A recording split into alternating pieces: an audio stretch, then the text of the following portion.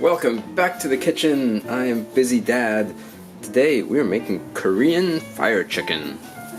This is a recipe that was pointed out to me by my wife. It was posted in the New York Times, and it's recently been popularized by Maangchi, the YouTube star.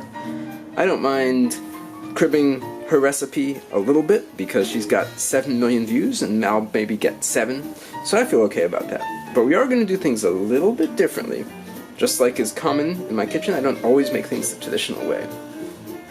What we've got here is chicken, stuffed for a marinade, ginger, garlic, red peppers, pepper flakes, sugar, soy sauce, some other good stuff.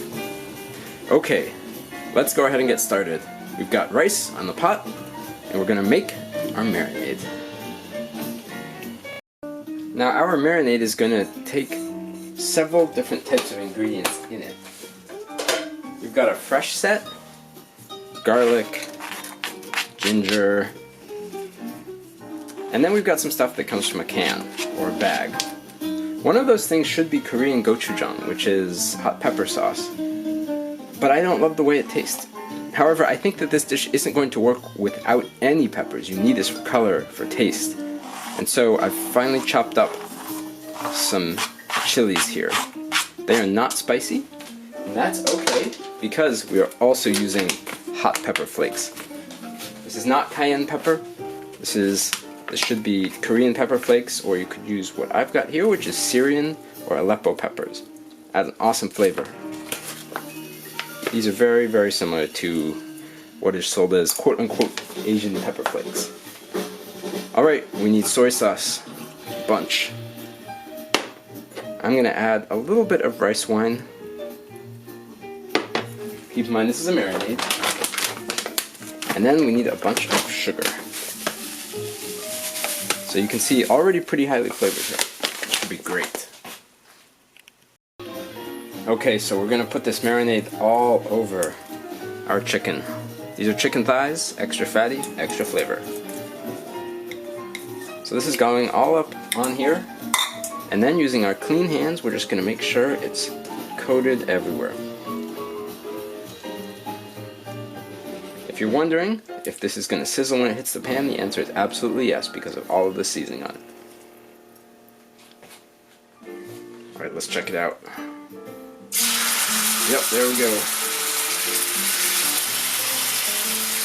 So we're going to cook these on both sides until they are done.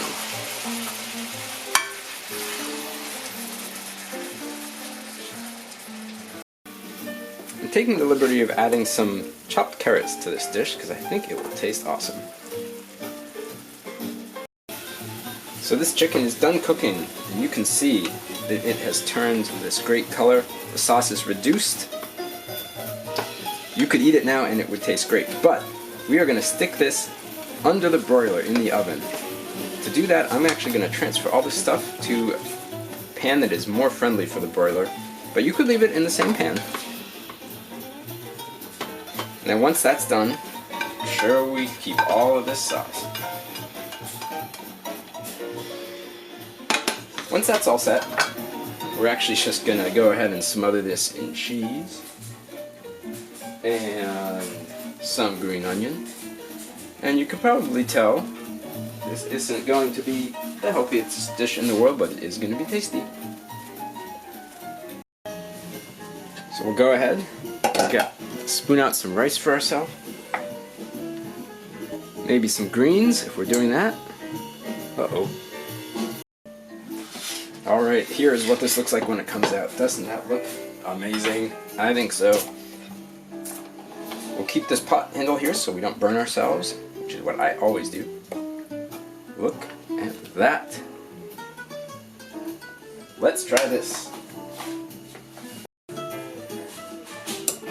Get a carrot and some chicken and some cheese.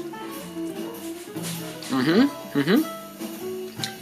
cheese is great. This definitely tastes like something that would be a comfort food. Of course, it's salty, it's sweet, it's spicy.